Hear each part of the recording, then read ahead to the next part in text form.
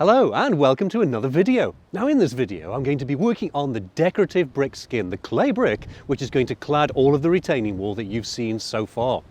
Now if you've taken a look at the previous videos in this series of the retaining wall, you will have seen the renderings showing what the decorative skin is going to look like. Now I've been giving that pattern a lot of thought and it's really complicated to produce. I've not done anything like this before and I've made matters worse by making the design even more complex. But I'll go through that with you later on. I've made up a set of templates that are going to help and I'll show you how they're going to work. Now the first job is to get a couple of courses of brickwork down on this corner so I can get up to the level of which the pattern will start. And so I've got to get a couple of these half bricks, these bats, cut to size and get those laid. And here are all those half bats, cut, ready to go for the first 4 courses that'll get me up to the start of the patterned brickwork.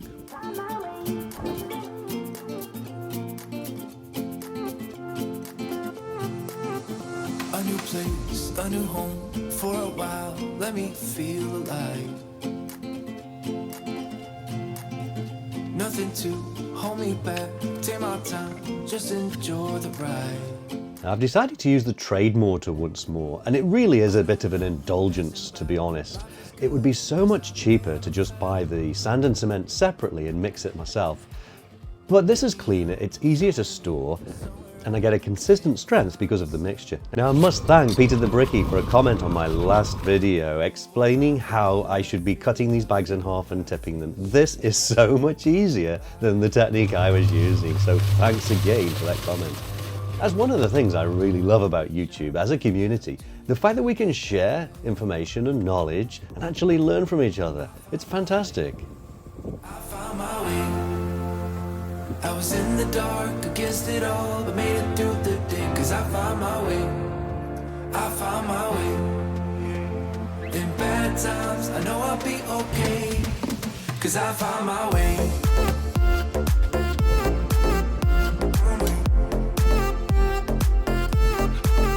I found my way.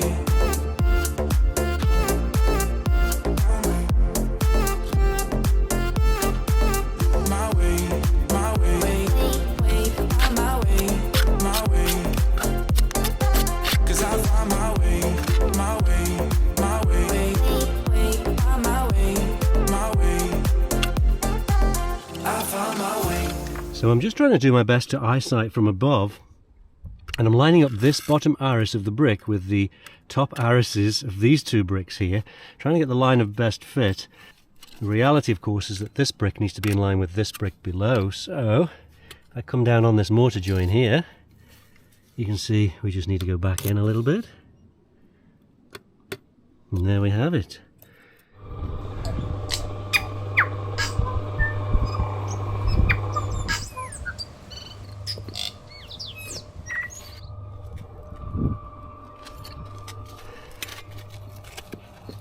Now you can cut bricks without having to use an angle grinder and creating all of that dust. Using the scotch chisel on the back end of this bricky's hammer, as long as you are scoring around the surface that you want to cut, a firm blow, and it should break exactly where you want it to.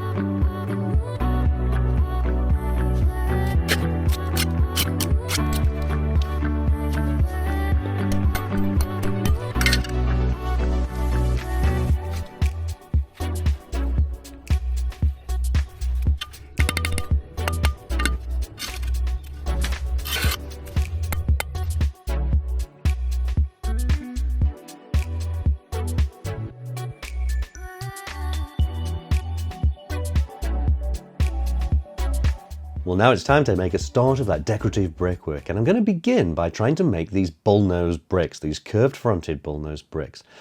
So I'm using one of my templates as a guide to get the correct thickness, scoring a line across all 4 sides of the brick, and then I'm going to attempt to cut it with the angle grinder using that diamond cutting disc.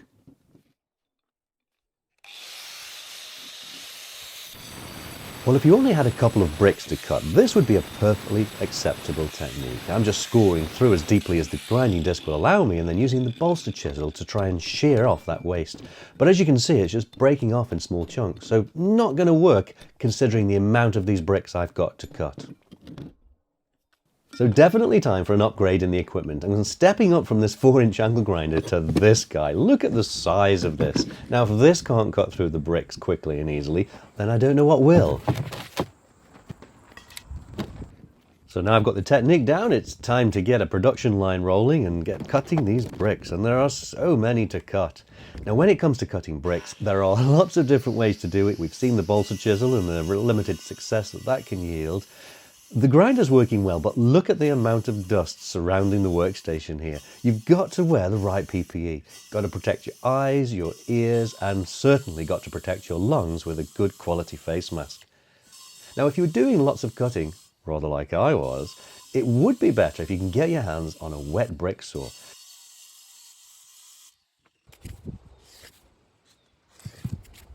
Now swapped out the disc on the small angle grinder from the cutting disc to a diamond grinding disc. And I'm going to use this first of all to chamfer the corners of these cut bricks and then to smooth them so that I get that curved radiused edge.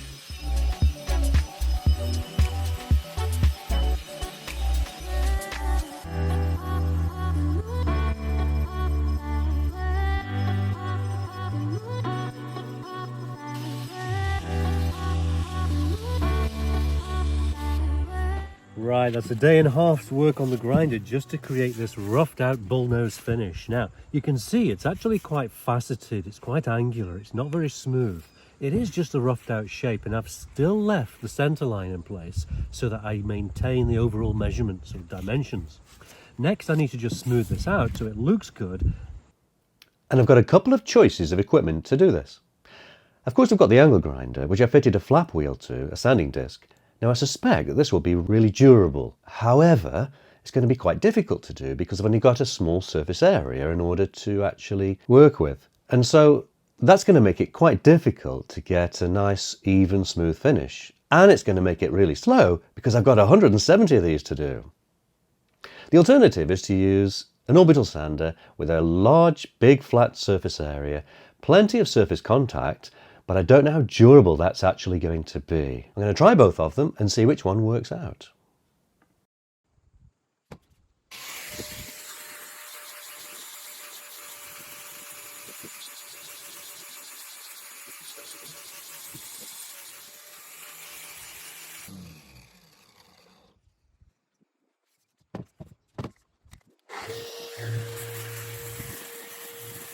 Well, believe it or not, it was the orbital sander that actually gave me the best finish and was the more durable disc. So the technique I locked in for all of these was to use the grinding disc to rough it out and then the orbital sander to give me that nice, smooth, consistent finish.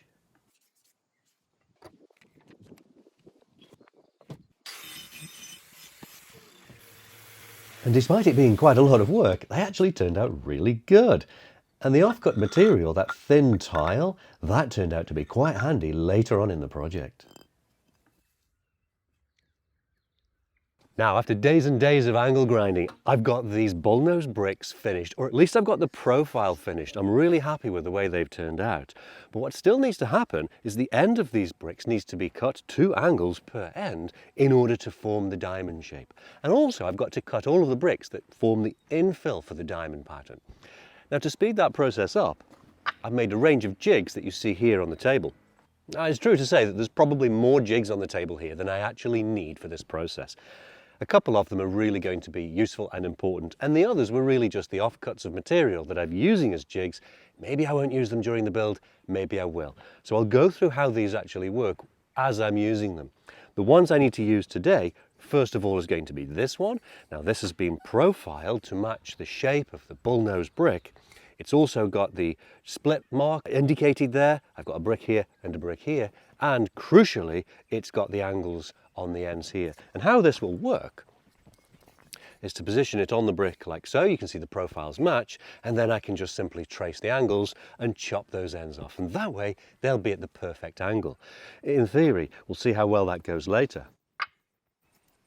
The second jig, and I'll show you this in more detail later, is this one, which is actually the shape of the infill of brickwork. So these two go together. We'll put those to one side. Let's get a couple of the bullnose bricks cut and put into this jig. Now, I'm pretty sure I don't need this jig, but as I say, it was just offcuts. We're going to be positioning the bullnose brick around the perimeter here, and this will just allow me, with that first one, just to check that all the angles work in properly. I won't use this for all of the pattern, just to confirm that first one is going to be right before I go ahead and cut all of these bricks. Okay, first things first. Get these out of the way because I don't need them. Now I have labelled this, it is double-sided. We've got the top right hand and the bottom left hand profile, this side, in terms of where the angles are, and on the opposite side it would be, well, the opposite two corners, the top left hand and the bottom right hand.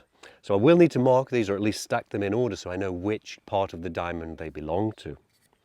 And you can see this is how long we need the bullnose brick to be, and a standard brick is only 225, and so we're going to have a join in the center just as indicated on the jig. So space my bricks to give me a 10mm or 3/8 of an inch mortar gap here as indicated on the jig. Hold it in position.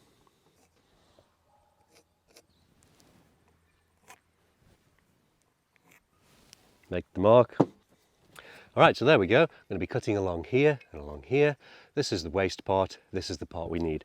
Now again, before I go ahead and cut all of my bullnose bricks up and make mistakes, I'm going to cut one full set, put them into this jig and see how it looks. So that's one pair prepared.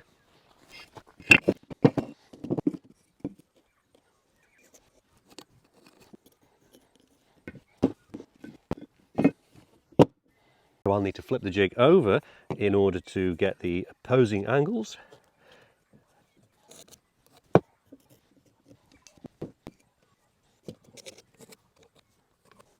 I do recommend you building yourself a small box, fill it full of sand and put your bricks in it to cut them. It'll make it so much safer and it'll stop them doing this.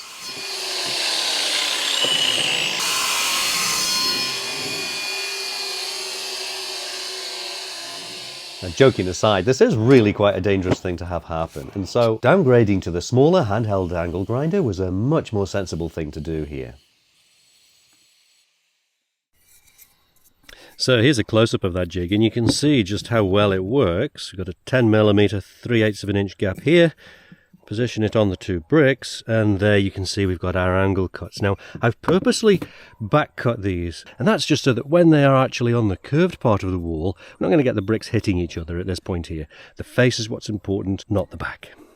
Now, we're all about proof of concept here, so this jig has proven the concept of this surrounding bullnose pattern. Now we're going to use the other jig to prove that I'm going to get good bonding with my courses of brick that are going to form the infill. So here's the pair of jigs I'm using for the diamond infill. So the way this jig works is I've got my diamond pattern marked out on the template here. I can position my bricks, making sure that they fill out the whole diamond shape, get my bonding sort of right, and then just drop this over the top.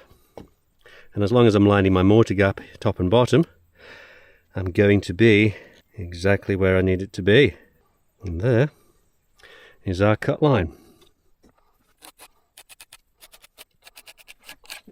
Now, if I've made this template correctly, I've already accommodated for the 10mm mortar gap all the way around the perimeter. I guess we'll find out once I got this lot cut, and we can overlay the bullnose bricks that we've cut already. Here we go.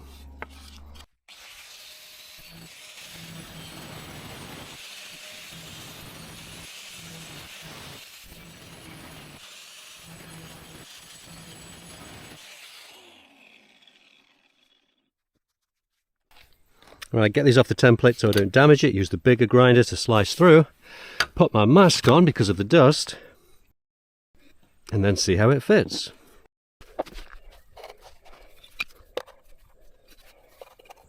Well, there's proof of concept. I know that all the dimensions are correct. I can go ahead and cut as many of those as I need. Obviously these bullnoses will sit proud like this. However, dimensionally, that's proof that I can go ahead and just cut.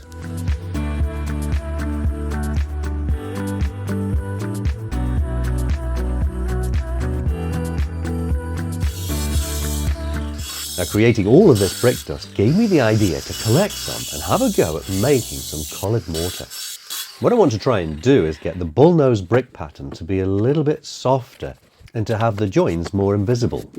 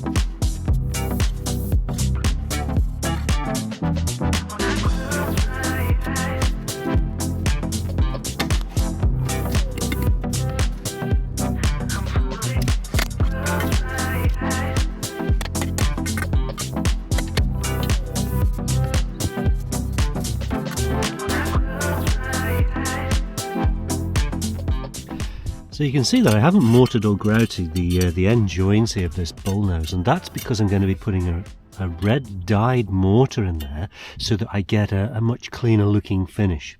Now the benefit here, I can use the relatively straight edge of the trowel against the course of brickwork below, marking through where the bullnose corbels out over that brickwork, and that'll give me a place to set the diamond bricks, the diamond cut bricks.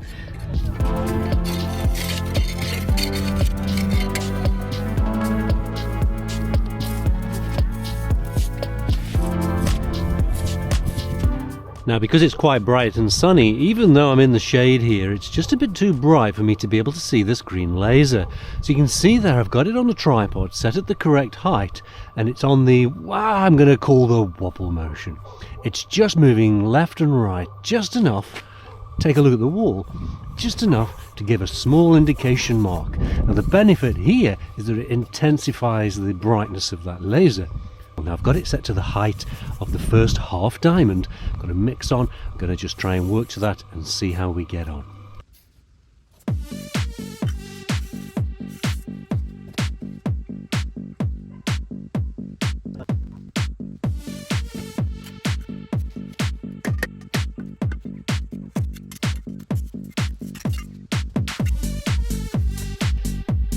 Perfect. Right on the top of the peak of the half diamond. Nice.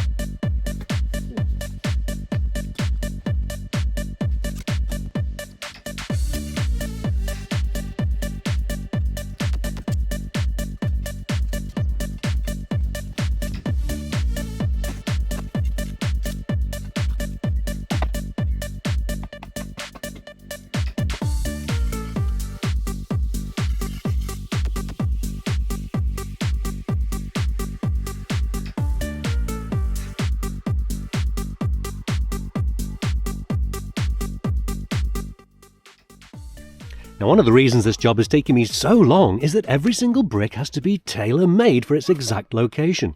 I'm preparing these bullnose mouldings to go around the perimeter of these diamond shapes. And take a look here. As the radius of the wall increases, look at the overlap we've got here. So this one needs back cutting to match its neighbour. It doesn't take long, but it's every single brick.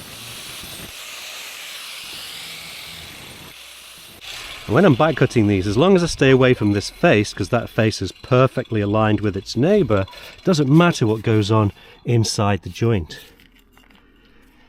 Now we have it, it's flush here, lined up perfectly here, decent parallel gap, that will be opened up to 10mm, of course, as that raises up on its bed of mortar.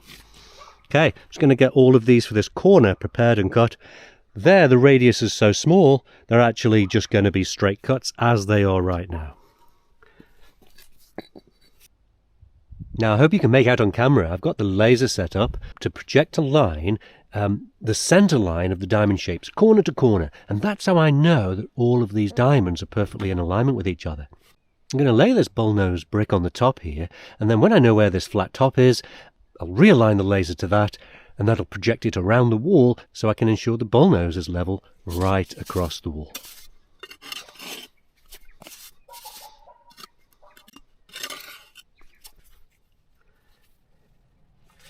So I'm lining up this perpendicular here. I'm getting my bed to 10mm, 3/8 of an inch. I'm getting them aligned on the front corner, and then I need to plumb it from here to here. Let's use this one.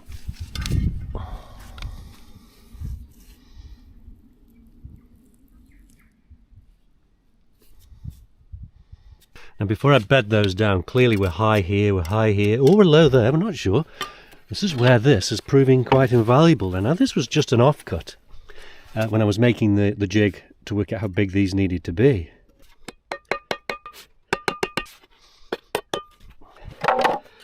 Alright, let's do a little clean up. And then a final check.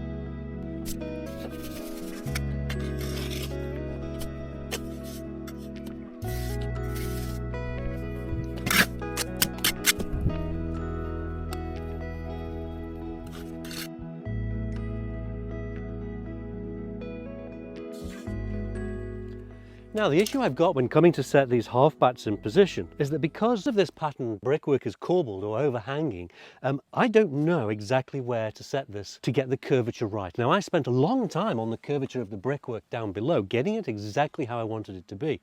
And I don't want to have to do that again. So what I've done instead is taken my long level and taped a couple of blocks of wood to the level. And what that means is that I can find the brick down below that I want to align to, bring the brick into position, and now that brick, that half bat, is perfectly plumb with that half bat. And if I do that around the entire perimeter of this curve, I'm going to guarantee that the setback is right, the curve is right, and it matches the brickwork below, so it's plumb. And once I get this first half bat in position and I'm happy with it, I'll set the laser to the top arris, and that will ensure that they're all level as well. Now it's level in this plane, level in this plane. Double check it. My long level for plumb. And there we have it. Okay, reposition that laser and then continue setting these half bats.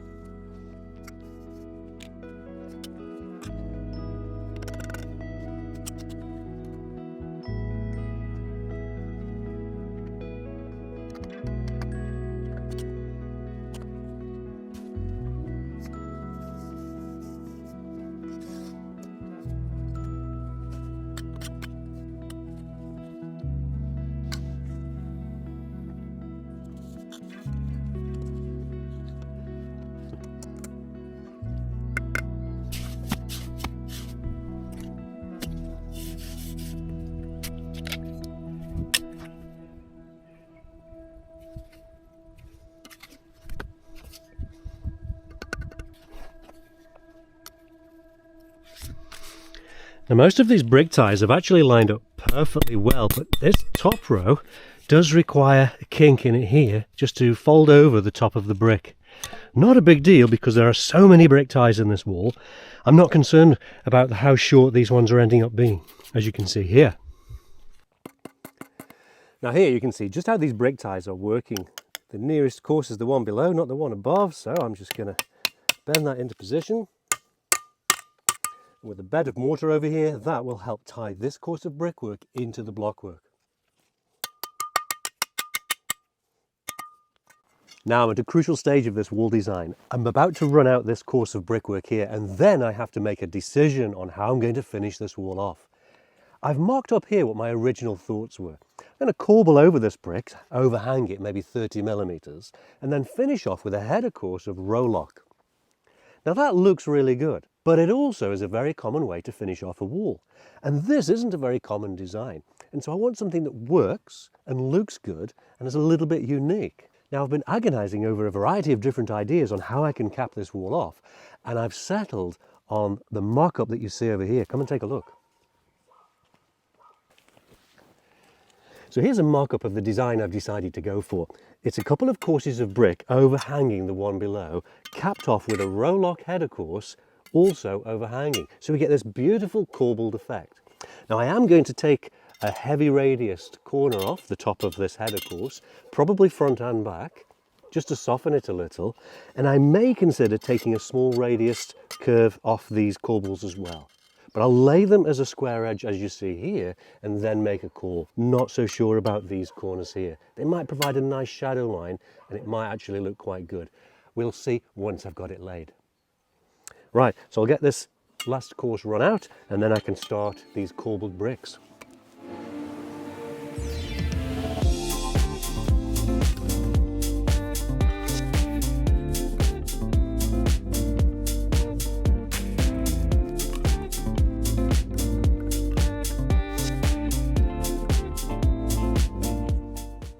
Now because I've got about 5 different sizes of bricks in this mix of old clay, they're actually different thicknesses, different widths, and indeed different lengths, by up to 1/4 of an inch in places.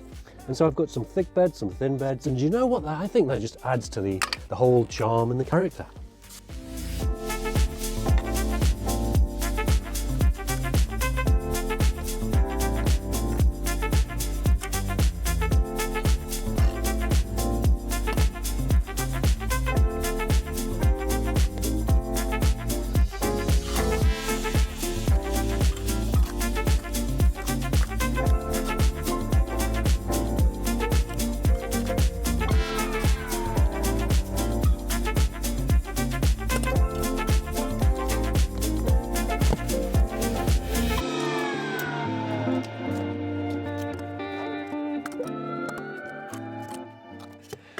Well, after all that cutting, I've managed to collect myself nearly 6 litres of this brick dust, this red brick dust.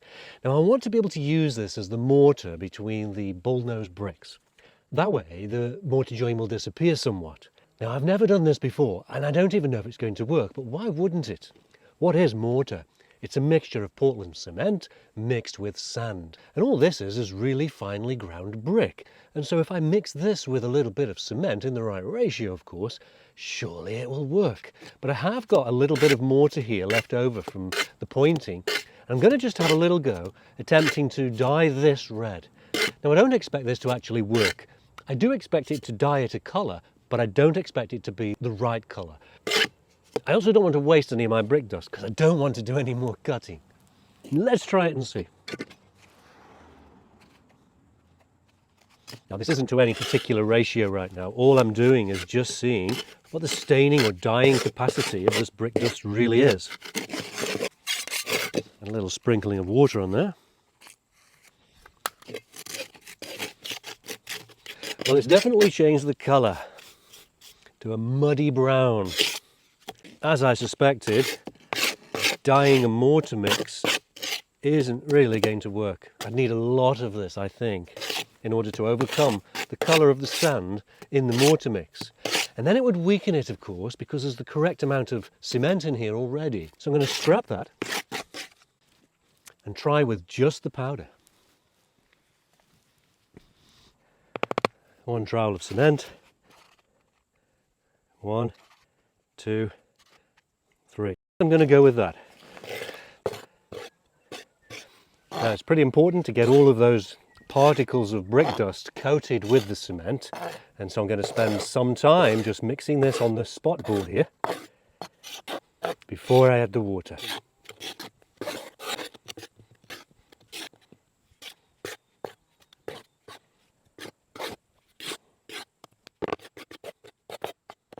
Okay, we've got a uniform colour there, so I'm going to call that ready for water.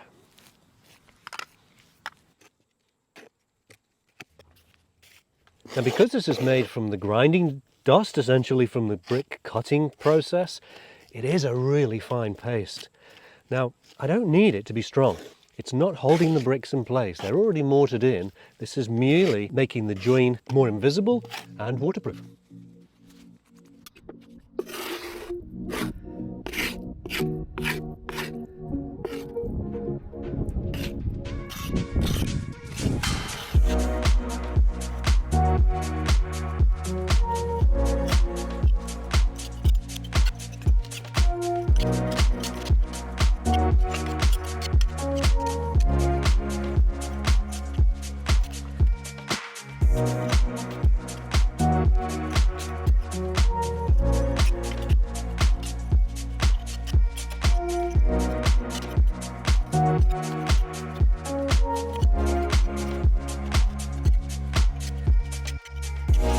Well, I've encountered a problem that I really wasn't anticipating. Have a look at this. I've loosely laid out 10 of these half bats, corbelled 25mm over the edge to see how the bonding will work with the bricks below. And it doesn't work out. Here's why. Each of these half bats is 110mm wide or thereabouts, about 4 3/8 of an inch. And the first brick in the row here, I've got it perfectly lined up, straddling the perpendicular joint below. Perfect. However, when I lay the next brick in place, 10mm join, and continue around the wall here, when I get to brick number 10, have a look at this. It's perfectly in line with the brick below. It should be straddling this perpendicular joint here. It's not. Now, why has this happened? Well, because they're overhanging, corbelled 25mm, the radius, the front radius of this wall has changed. It's increased. To give it its technical name, the extradus is larger. And so I can't just lay these half bats like this. Now there is a solution, but unfortunately it does mean more brick cutting. Now here's what I need to do. To get this brick in the correct location, this row of 10 needs to grow by 70mm. It's a row of 10, and that means each brick needs to be 7mm wider than it currently is in order to keep the alignment. Simple. I just need to cut all the bricks for this row 7mm wider than they currently are.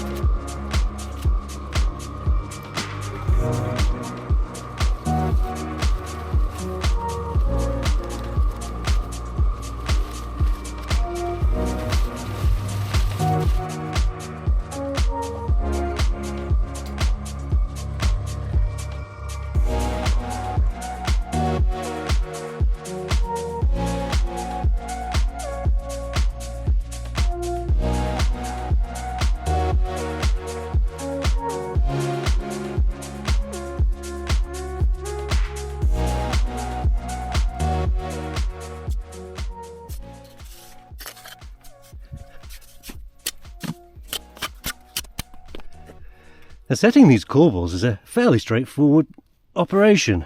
It's just a case of getting these two edges of the bricks in line with each other. That way we maintain a smooth flow here. Pulling the brick down to the laser line, gets it level, making it level front to back.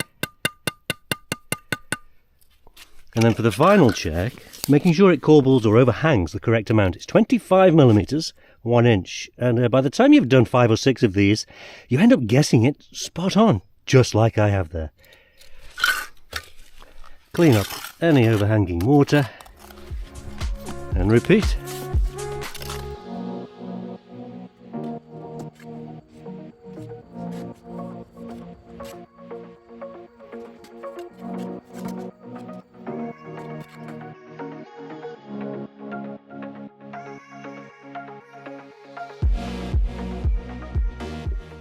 And here's one of those satisfying jobs, just sorting out that transition between the driveway and the wall. And it really helps tidy things up and helps me to think that perhaps one day I might finish this job.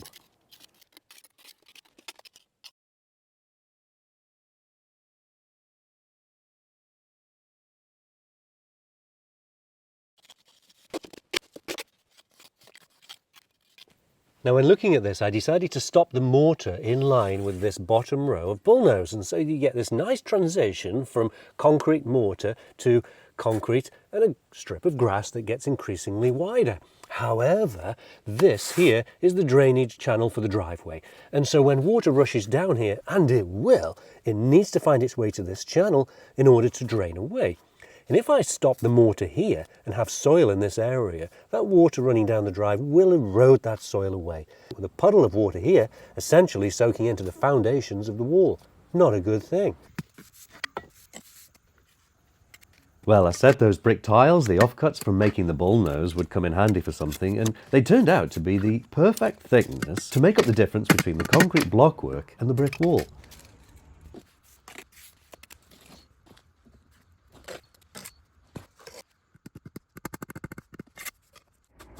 I've got a slightly stiffer mix here, just because when you're corbelling brickwork, the weight of the brick wants to cause it to tip forwards. And I found, particularly laying this course, that I had to keep coming back to the course and just re-leveling them until the mortar had started to go off a little bit. So I've got a slightly stiffer mix here, and the theory is that they'll hold their position. It does make it harder to work with, but ultimately they'll hold their position better. So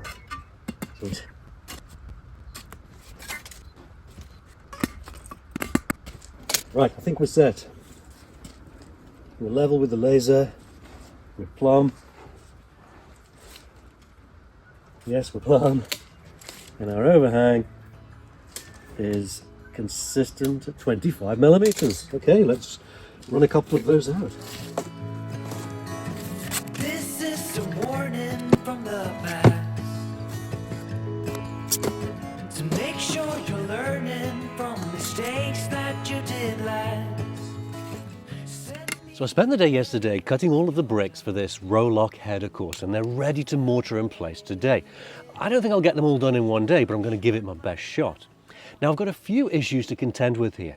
The first one is I want to make sure that the width of this header course is consistent along the entire length of the wall, and that width is 390mm, so just shy of 16 inches, 15 5/8 inch. I also need to make sure that as I'm laying them, that they're corbelling over 1 inch or 25mm, and I also need to make sure that as they're laid, I lay them radially so that they follow the profile of the curve. Now as I get down towards the much tighter radius of the curve, I'm going to have to taper these bricks, cut the bricks to fit that profile. I'll be cutting them into what's called voussoirs. Now I'll talk a little bit about how to organise that later once we get down to that part of the wall. For now, I just want to get this relatively straight section in place. Now, because of all of those factors, I've decided not to just lay them out as you see here in a bed of mortar and kind of hope it all works out. My concern is I've got this rather straight section just towards the middle of this slow radius. I need to make sure that when I lay the header course, I actually come back to the curve I was originally intending. It's a small adjustment, but it's an important one. You will see this every time you enter the driveway. It's the first thing you see on the wall, and so it's got to look right. Now my concern is if I go ahead and lay all of these individual bricks in place and then decide that the curve is not quite right, I won't be able to tweak and adjust by pulling those bricks forward. They'll be set. They won't be able to be moved. So what I've decided to do instead, and the brickies amongst you are going to think, wow, you really are making this job more complex than it needs to be, is to lay only the front row of bricks first of all. Then I can get those smashed in really quickly, tweak them and get that curve exactly how I want, and then come back and fill the rest of the brickwork in place. It's going to guarantee that I've got the best opportunity of getting the curve exactly how I want it to be. Don't try to cover up your ways. Right, let's get a mix on. In light of what you've seen so far, there are better ways. Throw preconceptions down the drain. 'Cause this is your last chance. You should know. You should know.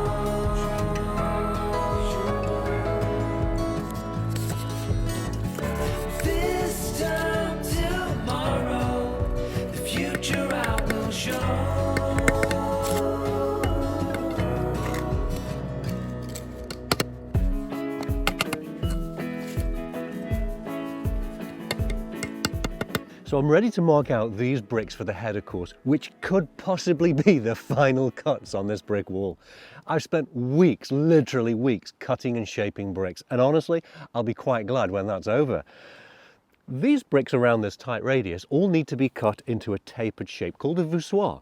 These voussoirs need to be tapered so that they follow the curvature of the wall, but also radiate towards the center of this arc or radius. I've got a gap here of 70 millimeters. I've got a brick which is about 75 millimeters, 3 inches. But I also need a head joint or a mortar joint of 12 millimeters, ½ inch on either side. And what that means is, by the time I add my mortar joint to either side of this brick, it's going to be nearly 30 millimeters too wide for that slot. So I need to reduce the brick by 30 millimeters. However, I want to cut equal amounts of this brick, and this brick. So divide it by 4, it's basically 7.5 millimeters off this brick, 7.5 millimeters off this brick, and 7.5 millimeters off either side of this brick. And then if I radiate those lines to the corner of the front of the bricks, that will give me my voussoir.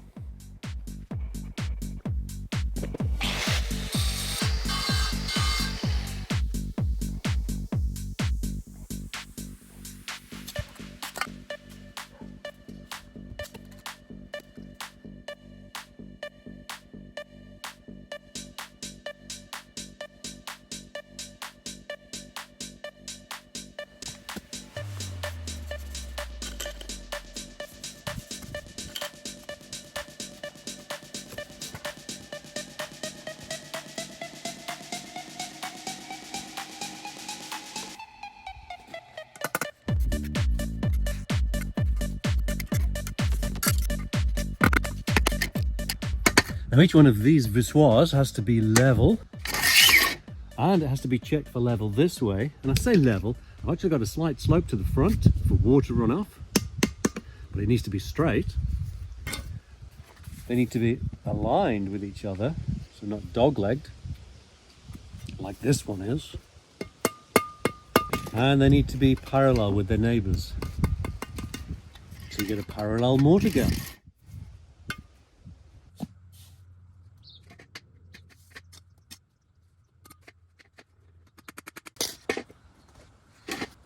Now the reason I've set this one in place is because Well, I don't want to set up a string line for such a short span. Plus, I don't have any string line blocks. So if I set this one as a dead man, I can use my level not only to get this row of bricks perfectly level, but I can also use it as a straight edge at the front to make sure that they're corbelled over correctly and all in line with each other.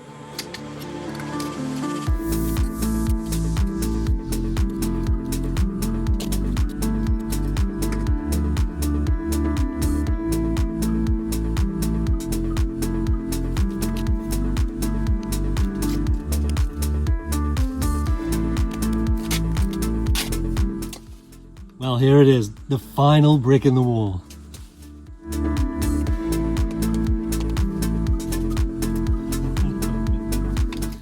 I have to be honest, I thought I might never get to this point. Well, there we have it. Just some time to point up all of these joints. I've got some pointing up to do around the corner there, and then it's just tidying up and it's finished.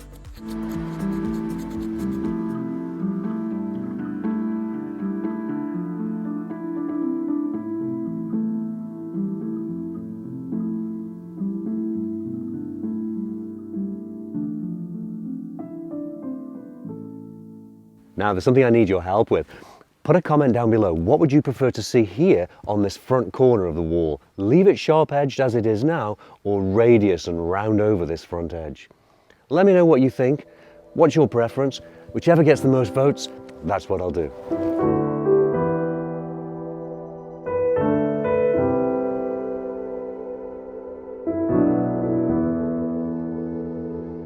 Well, I'm so pleased with the way that this wall turned out. It did take a lot longer than anticipated. It's been such a lot of work. It's been a fantastic challenge, but I'm so glad it's over now.